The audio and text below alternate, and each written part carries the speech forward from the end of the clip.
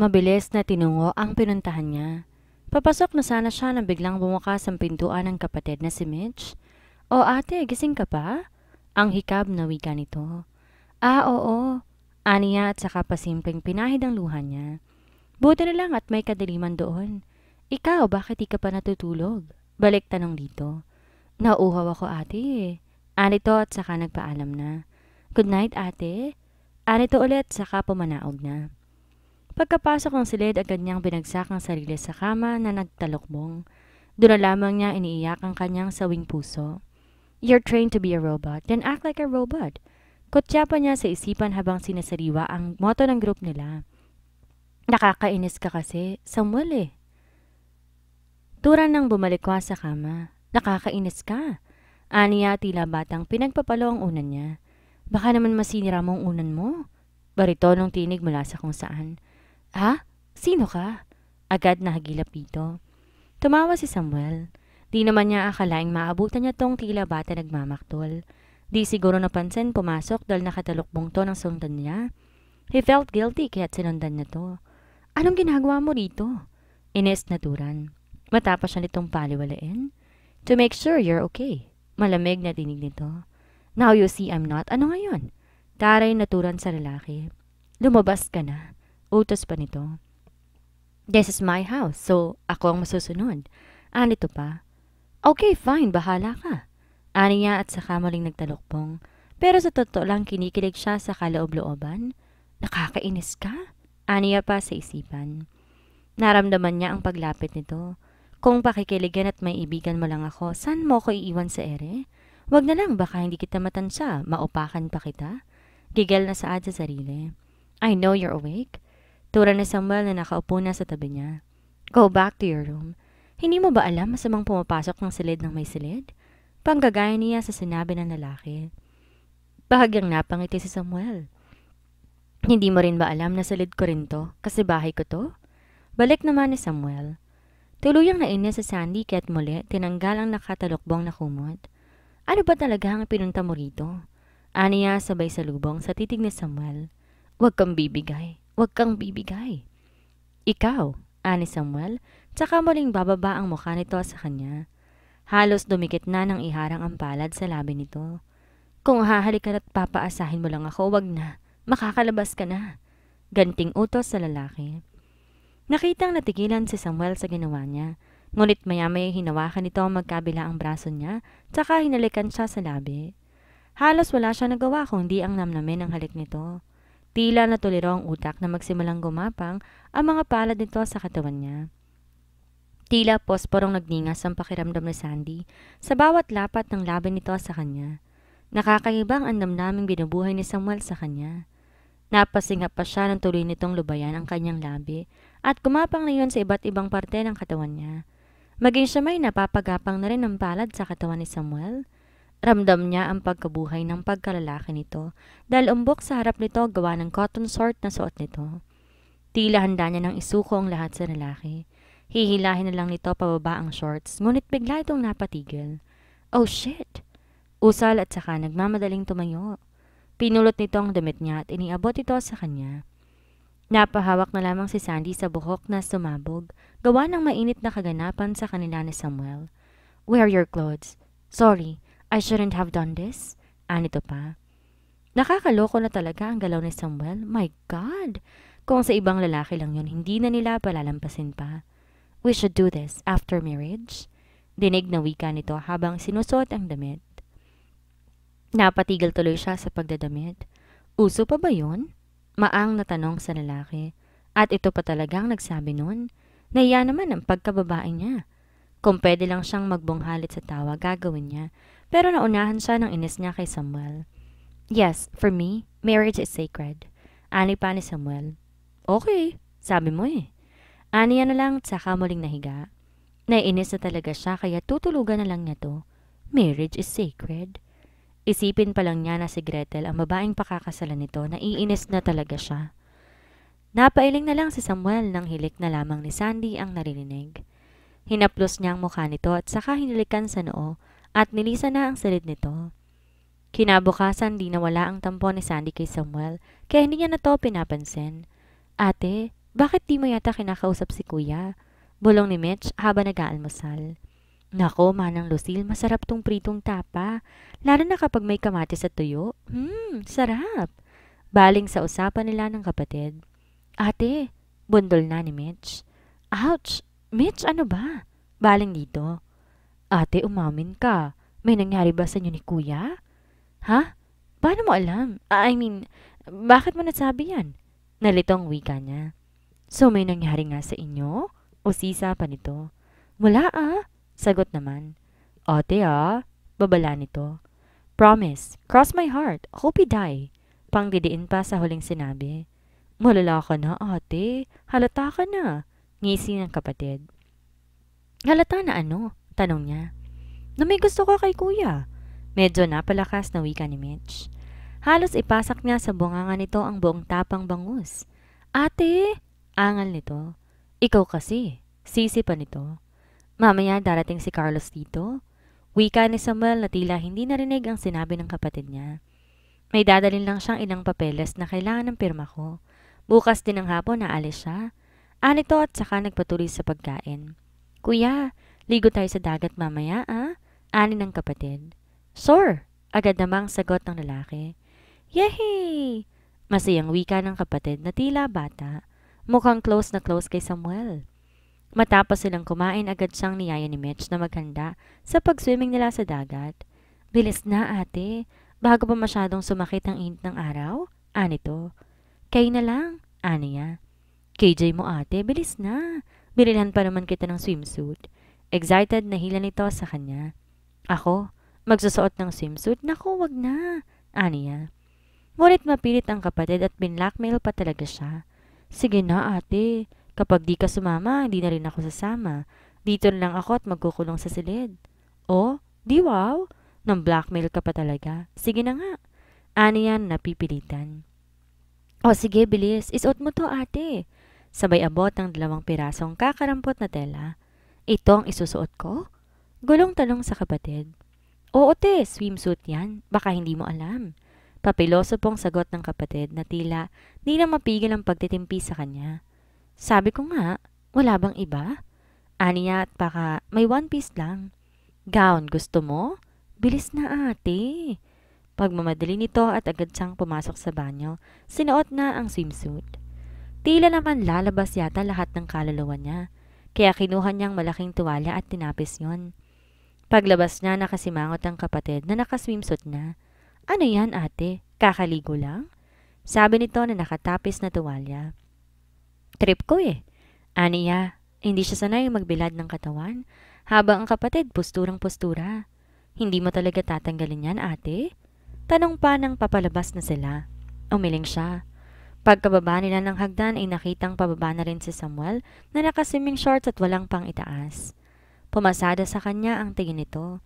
Di niya malaman kung anong reaksyon nito dahil blanco ang mukha nito. Let's go! Anito nang sa labas, naroon na ang kambal. Nakasuot panligo na rin. Maging si Aling Lucille na may dalang basket. Tulungan ko na kayo, manang. Ani Samuel at saka kinuha ang hawak nito. Nauna na si Freddy upang sigahan ang pag-iiwahan natin. Tura naman ni Aling Lucille. Mainam naman kung ganon, manang. Mamaya may darating ng kaibigan ko. Umarkila rin siya ng isang bangka. Baka dito rin magpalipas ng gabi ang bangkero kasi siya rin ang magbabalik sa kaibigan ko bukas. Tura naman sa katiwala. Okay lang, senyorito. May ising silid naman doon sa amin. Pwede siya ron. Sagot naman ni Aling Lucille. Salamat po. Wala yon, iho. Oh, mukhang yan na ang mga panauhin mo Ani Manang Lucille na makitang may paparating na bangka. Lahat sila'y napatingin sa bangkang paparating. Napakunot noo si Sandy na makitang hindi lamang lalaki ang laman ng bangka kundi may isang babae. Habang papalapit na papalapit ang bangka, unti-unting lumilinaw kung sino ang laman ng bangka. Sina Carlos at Gretel. Humugot na lamang siya ng buntong hininga. Lalim nun ate Puna ni Mitch na nasa tabi lamang. Agad sinalubong ni Samuel ang mga bagong dating. Well, well, well, welcome to Paraiso. Anito sa sarili at saka tumipa, sabay talon sa buhanginan. Musta bro? Masayang bati kay Samuel. Sorry bro, hindi ko nasabi. Mapilit kaya sinama ko na. Ani Carlos. Hi ladies! Kaway pa nito sa magkapatid. Oh my God! Oh my God! Gilalas naman ni Gretel. Hindi to makababa ng bangka, kaya agad naman umalalay si Samuel dito. Halos tumirik ang mata ni Sandy sa kaartihan ng babae. Kailangan pa talagang alalayan para makababa, madali lang naman. Maya-maya bumaba din ang bangkero. Zion! Tawang bati ni Samuel sa bangkero, nakakilala pala nito. Hey bro! Ani ng lalaking tinawag ni Samuel na Zion. Di ko alam, bangkero ka na pala ngayon. Biro ni Samuel sa dating kababata. Alam mo na, lumaki sa dagat, pero since walang bangka kanina sa playa, hinatid ko na, knowing na nandito ka raw? Nakangiting wika nito. Matapos magkamustahan, tumuloy na silang lahat sa cottage na malapit sa dagat kung saan inihahanda na ni Manang Lucille, katuwang si Sandy, habang masayang lumalangoy na sina Andrea at Mitch. Oh my God! You're Samuel's secretary, right? Maarteng tura ni Gretel nang makilala siya. Oh yes! Good, you still remember me. Ani ang nakangiti, ngunit sa loob-loob nang gigigil na siya. Buti nilang pala suot ko ng bikini ko. Mag-swimming na tayo guys. Ani to na excited magubad. Well, maganda naman talaga ang katawan ni Gretel. Kaya nga halos mapatingin dito ang dalawang kapiranggot na tela na lamang ang suot. Nang mapansin siya ni Aling Lucille. Ikaw, Iha, hindi ka ba magsuswimming? Baling sa kanya. Maging ang tatlong lalaki napatingin sa kanya nang marinig ang tanong nito. Mamaya na po siguro, Manang. Aniya at saka tinulungan lang itong mag-ihaw. Zion, kamusta ka, iho? Ang mama at papa mo. Baling ni Manang Lucille kay Zion, habang sina Carlos at Samuel naman medyo napalayo. Mukhang may pinag-uusapan tungkol sa negosyo. Okay lang naman, Manang. Hi! Bati nito sa kanya. Hello! Tugon niya naman dito. So, secretary ka ni Samuel? Yup. Great to know you. I'm Zion, kababata ni Samuel. Ikaw? Baling nito sabay lahad ng kamay. I'm Sandy. Aniya at saka silang nagkatawa ng dalawa. I am Mitch's sister. Aniya. Oh, really? Yeah, I know Mitch. Anito. Maya-may nakitang nakaahon ng kapatid at papalapit sa kanila. Kuya Zion? Anito na makitang lalaki. Oh, hey Mitch. Hi, Andrea. Hello. Ang sabayang tugon ng dalawang bagong dating. Ate, bilis. Dali na, sama ka sa amin. Pilit na ng kapatid. Mukhang nag-usap pa sila ni Andrea upang parulungan siyang hilain sa tubig. Mitch, wait! Awat ngunit mukhang desidido na ang kapatid at si Andrea. Tawang-tawa naman si Andrew na gumagawa ng sandcastle sa gabi. Bilis na ate! Hila pa ni Mitch sa kanya hanggang sa nasa tubig na nga sila. Dahil sa pwersa ng dalawa, halos pabagsak siya sa tubig dahilan upang mawala siya ng panimbang at maging ang tuwalya na nakatakip sa katawan ay nahubad na rin. Mitch, ang tuwalya ko! Sigaw niya sa kapatid, sa sobrang inis dito. Tawang-tawa pa to habang hilang-hila nito ang tuwalya. Si Mitch talaga, oo. Ani Carlos na makitang ginawang pagkaladkad kay Sandy. Ahem. Tikim ni Samuel na makitang walang atensyon ng kaibigan sa pinag-uusapan nila. Maging siya may nawala sa focus na makita, pinagtutulungan ni Mitch at Andrea si Sandy. Tuluyan silang napalingon sa mga to nang tila naiinis na si Sandy sa kapatid nito hanggang sa makaahon to sa tubig. Napatuwid ng tayo si Samuel, tsaka napalunok. Sandy is wearing a red two-piece bikini. She is sizzling hot at sa direksyon ng kaibigang si Zion, nakita niya pa ang paghanga sa mata nito. Walang ano-ano, lumakad siya at kinuhang tuwalyang dala. Hahabulin pa sana nito si Mitch nang inabot ang tuwalya. Di niya alam kung bakit pero nararamdaman niya. Ayaw niya na makita to ng iba. Take this. Mabilis na abot ni Samuel sa tuwalyang dala. Napatingin pa si Sandy sa kanya. Take it. Get niya kaya't agad naman itong kinuha at hinablot sa katawan. Sam, malambing na tawag ni Gretel, nakakaahon lang din sa tubig. Bakat sa katawan nito ang suot na two-piece swimsuit. Tila ba nangaakit dahil lapat na lapat iyon. Don't you like joining me? Tanong nito at saka siya hinawakan sa braso at hinila. Nainis naman si Sandy at halos dukutin na mga mata ni Samuel na nakatingin sa katawan ni Gretel. Sarap batukan. Gigil-asad ng isipan lalo pa na mawawak ang babae sa braso nito at hinila. Wala siya nagawa kundi sundan ng tingin na lamang ang mga to ng tingin. Natakinin lang siya sa mga to habang kip-kip ang sarili kahit nakatapis siya ng tuwalya. Ahem! Tikim bukat sa likuran niya. Si Zion. Are you sure sekretary ka lang ni Samuel? Yes. Ano niya? Does that end with a question mark or exclamation mark? Anito na may himig pagbibiro. Ends with period. Period, tuldok, walang kasunod. Mukhang masaya ang lalaking kasama. Mukhang may kaya rin to dahil halata sa kutis at galaw. Medyo tan lang dahil marahil sa isla to nakatira. Hindi nga, yung totoo. Untag nito na muli silang mapag-isa.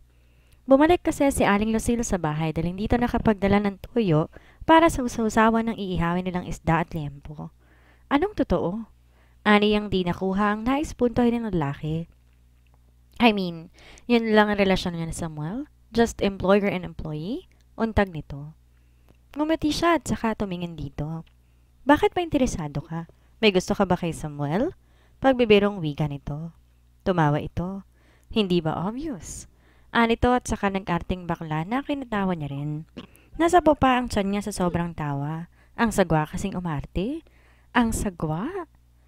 Inis na inis si Samuel kahit nasa malayo dinig ang matinis na tawa ni Sandy. Maging ang kababatang si Zion tila aliw na aliw pa. Sam, are you okay? Tanong ni Gretel papalapit sa kanya. Yeah, I'm good. Kumapit ang babae sa kanya. Dahil nasa tubig, ramdam niya ang katawan nito. At lalo pa nitong dinidikit pero lalo siyang naiinis na muling tumingin sa kinaroroonan ni Zion at Sandy. Gretel, aahon muna ako. Aren't you coming or you wanna stay here? Baritonong tinig. My God, Samuel, isn't it obvious? Noon naman kapag ganito niiyakap at nilalambing mo ko. Paalala pa nito nung panahong silang dalawa. Noon yon, Gretel. What do you mean? Naguguluhang tura nito. Umiwas siya ng tingin hanggang madako muli ang tingin kina Zion at Sandy na abala sa pagbabarbecue. Hinila siya ni Gretel sa tumingin sa direksyon ng dalawang tinitingnan. Is this because of your secretary? Tanong nito na hindi sinagot. Ano to, Samuel? Doon magkapatid. Ngayon, sekretary mo naman. Tapatin mo nga ako, mahal mo ba ako? Tila naiiyak na tura ni Gretel. Maging siya may nalito rin sa tanong ng babae sa kanya. Ngulit imbes sagutin, iniwan na lamang niya ito. Carlos was busy talking to Mitch and the twin. Mukhang nagkakasiyahan tayo dito Sabad ni Samuel kina Zion at Sandy. Oh bro, nandyan ka pala. Medyo palabiro naman pala tong sekretarya mo. Nakangiti pang wika ni Zion. Really? Sarkasikong sambit sabay tingin kay Sandy. Tapos na ba ang iniihaw natin? Malakas ang boses ni Aling Lucille na pabalik na sa cottage. Oho, manang. Agad na iwas na sagot kay Samuel ni Sandy. Mabuti naman. Hala, sige, para makakain na tayo. Kain na! Masayang bunyi ni Mitch at Andrea na halatang narinig ang sinabi ni Aling Lucille. Mabilis na hinihanda nila ang lamesang kawayan. Matapos bumalik si Mang Freddy na may dalang dahon ng saging. Lahat sila naroon na. Kamayan silang lahat. Tahimik lamang si Sandy habang sa tapat na may sina Samuel at Gretel. Pinipilit wag silang tingnan pero di magawa. Naroong sinusubuan pa ng babae si Samuel. Pinaghihimay naman ng lalaki ng isda ito. Maya-maya pa siniko siya ni Mitch na sa kabilang tagiliran. Agad na tinignan to ngulit mapanoksong tingin lang ang ibinibigay nito. Sa kabilang tagiliran naman ay si Zion. Nakangiti to sa kanya. May kanin ka sa pisngi. Anito sabay hawak sa pisngi niya. Si Kuya Zion? Duwit na tura ni Mitch at Andrea. Lahat ng atensyon na baling sa kanila. Dahilan para sikuhin din niya ang kapatid na promotor sa pambubuyo sa kanila ni Zion. Ngulit bagkos tumigil lalo pang nang asar ito. Kuya, pag niligaw mo tong ate ko, boto na ako. Kesa mapunta pa sa iba na hindi ko kilala. Tinig ng kapatid. Sinabi mo yan Single pa naman ako. Pagpatol naman ni Zion. Gotcha! Kalog na tura ni Mitch sa lalaki sabay kindat. Matapos noon tahimik ang lahat at tila nagpapakiramdaman hanggang matapos ang pagkain. Nagpasya na silang bumalik para makapagpahinga raw ang mga bagong dating. Nagpaalam na rin si Zion dahil sa kabilang isla to nakatira. Babalik na lang daw bukas para sunduin ang mga to. No need, I will drop them. Sabad ni Samuel. Nakita niya kasing pagkakataon yon para ilayo si Sandy rito. Zion is a nice guy pero hindi niya alam ba't ayaw niya tong lumalapit kay Sandy. May pagtataka man sa mata ni Zion pero nagpaalam na lamang to. Sandy, see you. Anito sabay kaway bago sumampa sa bangka. Kumaway din naman si Sandy dito. Ingat ka, pahabol sa lalaki. Sure, nice meeting you. Sigaw na tugon nito. Narinig nila ang pagbuhay nito na makina ng bangka. Nice meeting you too. Bye! Aniya sabay kaway. Tumayo pa siya ron at hinintay ang paglayo ng bangka nito. Buong akala niya nagsibalikan ang lahat ng mga kasama sa bahay, ngunit halos mapatalon siya sa gulat na may magsalita sa likuran niya. Wala na siya. Baka gusto mong sundan. Baritonong tinig. Anak ng tokwa? Gilala sa kabiglaanan. Bakit ka ba nang bibigla? Sikmat kay Samuel. Halos malaglag ang puso sa kabiglaanan niya. Sabi ko, baka gusto mong sumunod. Giit ni Samuel na tila nagagalit. Ewan ko sa'yo. Aniya at saka tumakbo pahabol sa kasamahan, pabalik sa bahay nito. Di malaman ni Samuel bakit tila nagsaselo siya sa lalaking na malapit kay Sandy. Umiibig na ba siyang muli? Dahil sa pagdating ng di inaasahang bisita, napilitan pumisan muna si Sandy sa silid ng kapatid para may magamit si Gretel habang si Carlos sa guest room. Pabaling-baling si Sandy habang nasa kama. Di siya dalawin ng antok. Ate, ano ba? Di mapigil ang saad ng kapatid na di rin makatulog sa kalikutan niya. Sorry, di ako makatulog eh. Nakaramdam silang dalawa ng kaluskos. Shhh! Anang kapatid na tila daig pa siya sa pagiging detective nito. Tumayo ito at dinikit ang tenga sa pader. Nakarinig silang muli ng kaluskos. Kapwa sila nagtinginan. Maya-may narinig nila ang pagbukas ng pintuan sa kabilang silid. OMG! Eksahiradang tinig ng kapatid, tsaka tumingin sa kanya. Maya-maya yabag sa pasilyo. Narinig pa ang tinig ng mga to, sina Gretel at Samuel. Doon pa lang alam niya nang wala na talaga siyang pag-asa sa lalaki. Pipilitin niya na lamang iwaksi ang damdamin dito. Okay ka lang, te? Tanong nito sa kanya na tila ramdam ang nararamdaman niya. Oo naman, matulog ka na. Dito muna ako sa sahig para makatulog ka. Aniya at saka inayos ang hihigaan sa sahig. Ano ka ba ate? Dito ka lang. Anito pero humiga na siya at saka nagkunwaring matutulog na.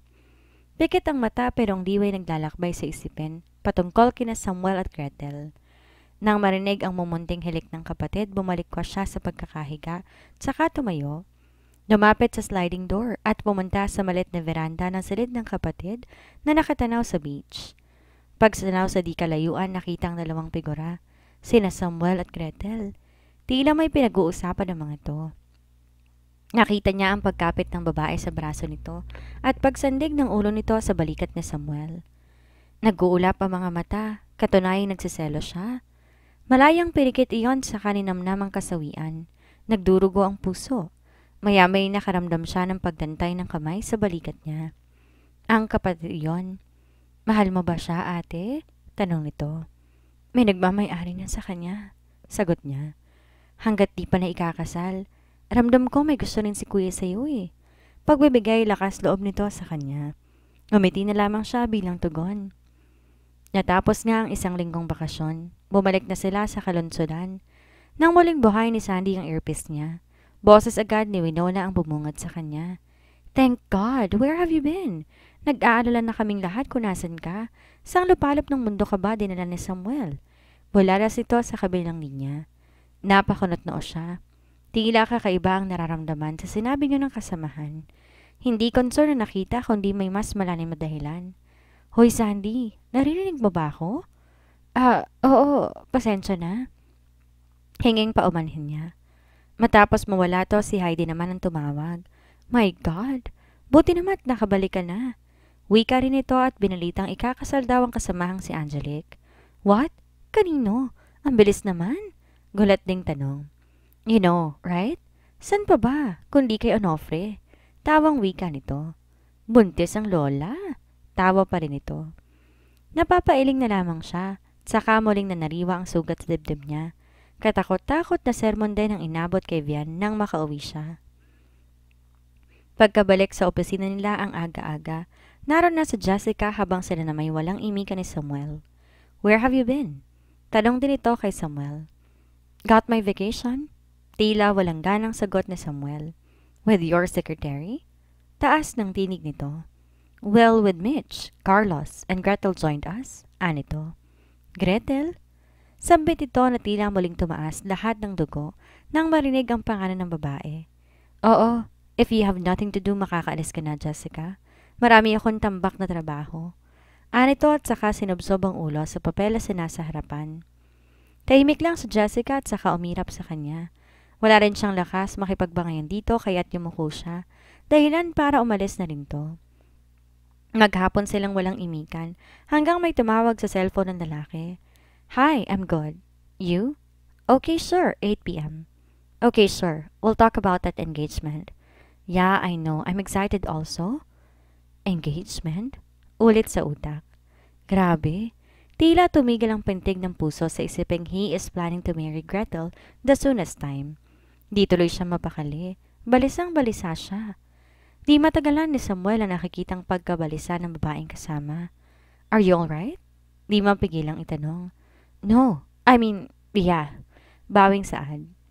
Kailangan niya mag-isip ng paraan para di matuloy iyon.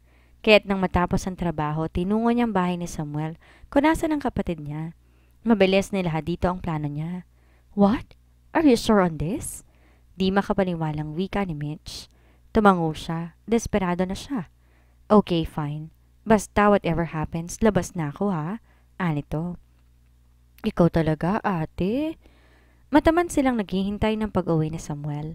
10:00 na ngunit wala pa rin to. Hanggang sa 11:00 na.